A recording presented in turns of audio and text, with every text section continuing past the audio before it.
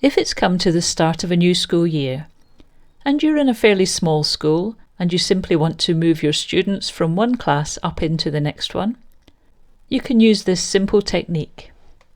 If I go to my classes, I have class 1N and 2N. If I go to class 2N's menu and go Manage Members, you'll see that the members of this group is just the teacher. There are no students. If I go back to my classes and go to the menu of group 1N and Manage Members, you'll see there are 5 students and a teacher in here. So I want to move these 5 students on up a year to group 2N. So what I do is I click on Move Members.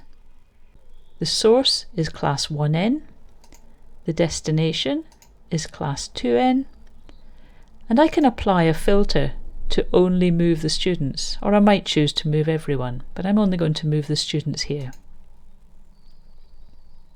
There's some wording here that explains what you're going to be doing.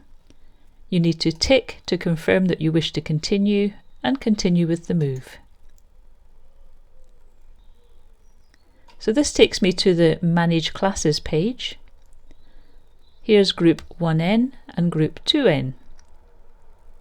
If I go into the members of group 1N, you can see it's just me. That second one is actually the administrator. Every single group has the administrator as a member of that group. If I go back, click on the members of 2N, you'll see those 5 students are there. So just to recap,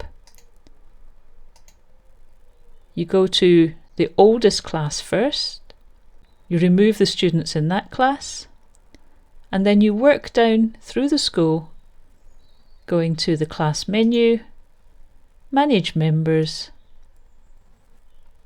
and click to move the members up to the next group.